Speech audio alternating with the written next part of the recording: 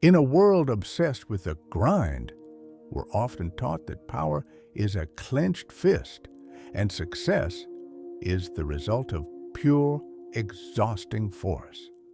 But if you're always pushing against the world, eventually you're the one who breaks. The highest level of mastery isn't about how hard you can hit, it's about how little energy you can waste. This is Wu Wei, the way of effortless action.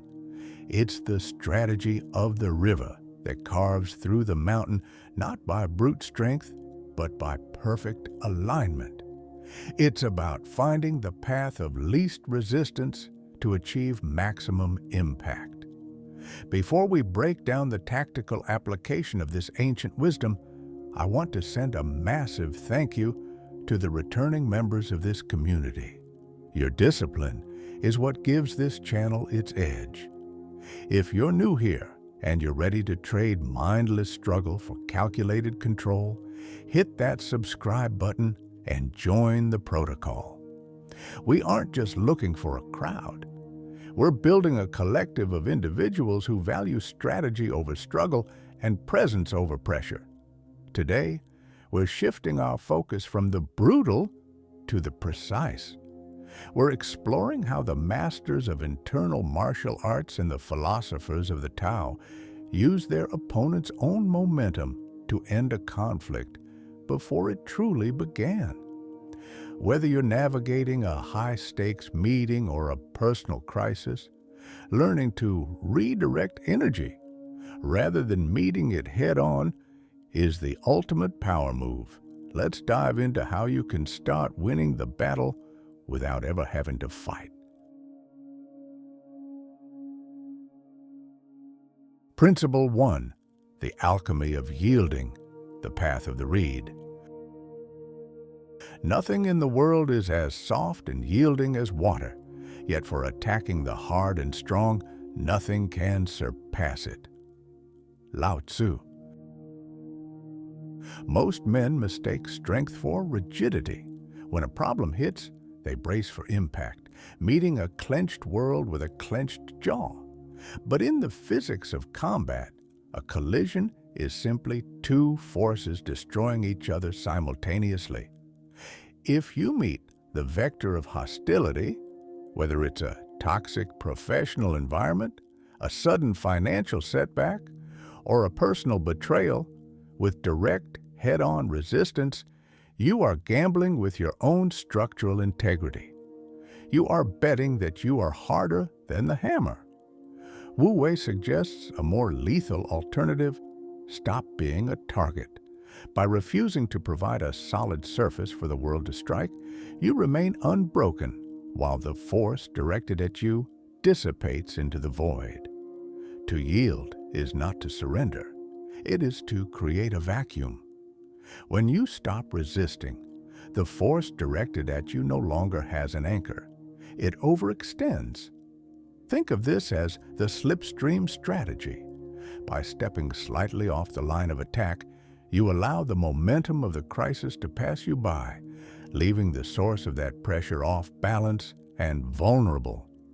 Water doesn't fight the rock to move it. It flows around it, eventually smoothing the sharp edges through persistence without ever compromising its own nature. You are moving from a state of friction to a state of flow, where your energy is preserved while the enemy, be it a person or a circumstance, exhausts itself against thin air. Apply this to your daily protocol through emotional aikido. When you encounter a high-pressure situation, your first move should be a mental pivot rather than a defensive wall. Ask yourself, where is this energy going, and how can I add my weight to it to redirect it? If a project is failing, don't waste energy mourning the loss. Pivot that momentum into a new iteration immediately. If someone attacks your character, don't provide the satisfaction of a defense. Let the insult fall into the silence of your indifference and watch them stumble over their own aggression. Control isn't found in the struggle, it's found in the ease of the redirection. You aren't fighting the universe anymore. You're finally using its momentum.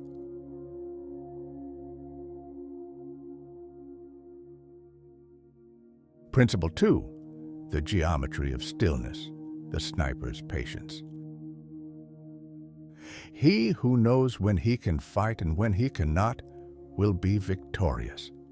Sun Tzu. Most people confuse activity with progress. They live in a state of chronic, low-level panic, reacting to every external stimulus, a notification, a criticism, a minor inconvenience, with a flurry of wasted energy. This is noisy living. In the protocol, we recognize that true control is born from the active stillness. Think of a predator in the high grass. To the untrained eye, it is doing nothing.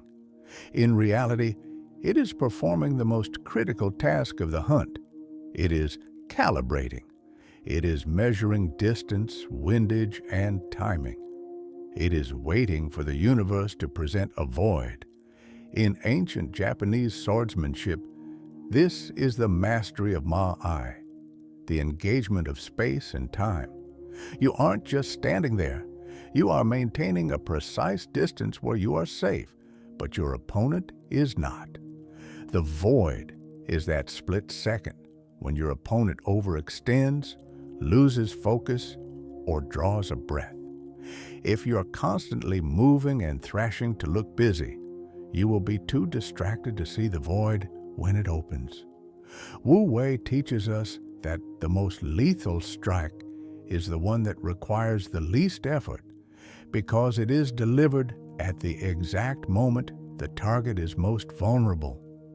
By doing nothing, you are actually sharpening your awareness until the moment of action becomes inevitable and effortless. To apply the geometry of stillness, you must master the tactical pause. In your daily warfare, when a crisis strikes or an opportunity appears, your first instinct will be to do something. Resist it. Step back into the stillness. Observe the landscape. Identify the void, the path where a single precise action will do the work of 100 frantic ones. Are you hustling just to feel productive? Or are you waiting for the high leverage moment? Stop trying to force the door open. Wait for the moment the latch turns. When you strike from a position of absolute stillness, you don't need speed. You have timing. And in the world of the warrior, timing beats speed every single time. Principle 3, the architecture of the essential, the law of subtraction. It is not a daily increase, but a daily decrease. Hack away at the unessential. Bruce Lee. The amateur believes that power is additive, that to be more effective, you need more gear, more hours, more intensity, and more hustle. This is the greatest lie of modern productivity. In the protocol, we recognize that every unnecessary movement, every stray thought, and every redundant task is a leak in your power. If you watch a novice fighter, they are a mess of wasted breath and nervous tension. They exhaust themselves before the real battle even begins. A master, however, moves with a chilled efficiency. They have stripped away everything that does not contribute to the win, leaving only the lethal core. This is the economy of motion. When you remove the friction of the unessential, your actions become effortless, because they are no longer fighting against your own self-imposed clutter. Control is the result of ruthless, surgical subtraction. Wu Wei demands that you become lazy in the most professional sense of the word. You must become obsessed with the minimum effective dose.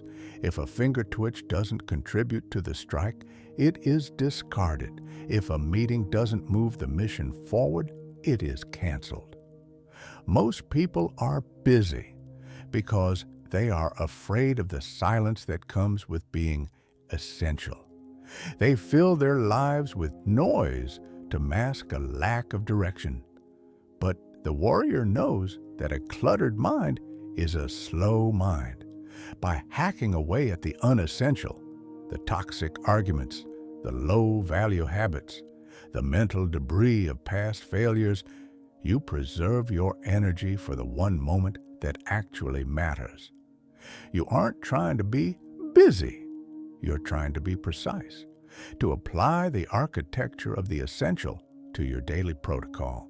You must perform a warfare audit. Look at your current projects, your relationships, and your habits. Ask yourself, if I could only do one thing today to move the needle, what would it be? Everything else is distraction. This is the one-strike mindset. You don't need to swing 10 times if you have spent your energy ensuring that the first strike is perfect. When you operate from a place of essentialism, you move with a terrifying level of grace.